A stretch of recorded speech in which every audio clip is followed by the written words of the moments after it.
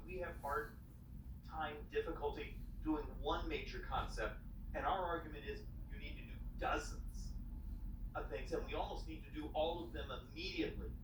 And what's so frustrating, heartbreaking, is almost all these turn into partisan, and the ones that are technology will find a way to make partisan, and they're all absolutely necessary to create the economic growth, to create the price disruption in healthcare. As you just saw, most of that $80 trillion debt at the end of the 30 years is Medicare.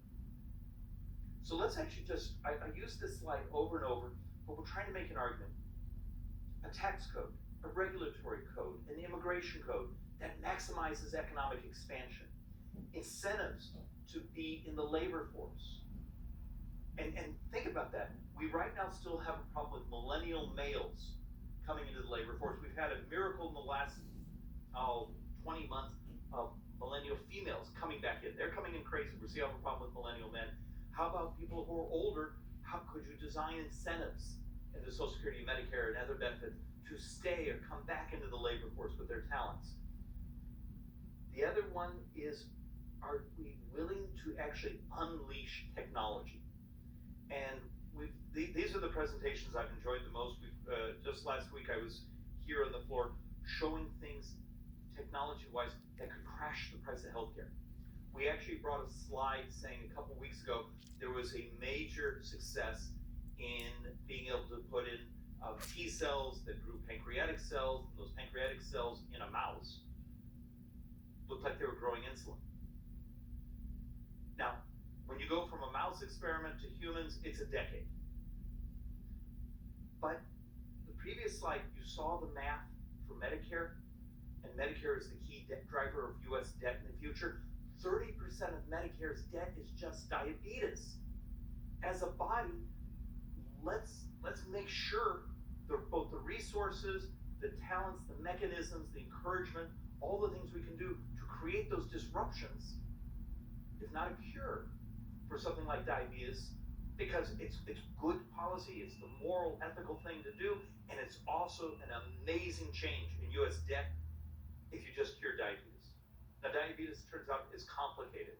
There's autoimmune issues, there's lifestyle issues, there's 1 and 2, it's complicated.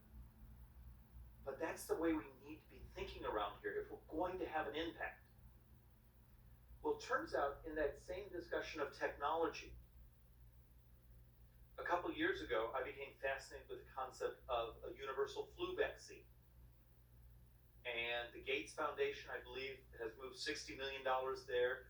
I believe Congress, a couple years ago, we started to move some lines of research money into that concept.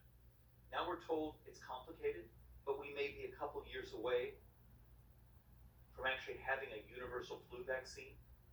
So think about the societal economic disruption we believe we're stepping into right now.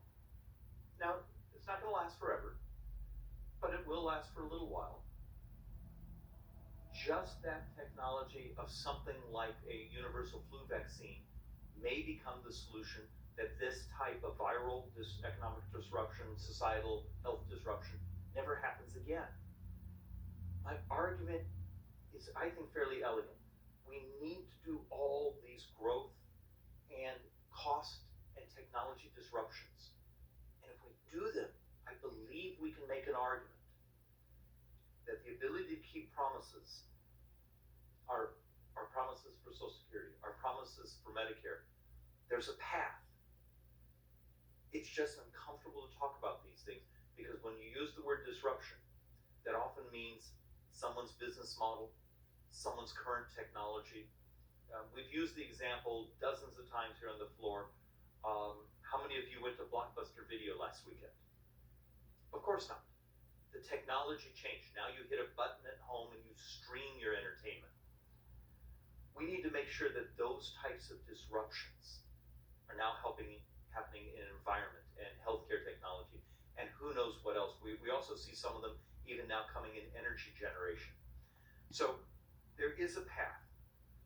We don't have to be dour as we think about the future of the United States. It's actually incredibly optimistic.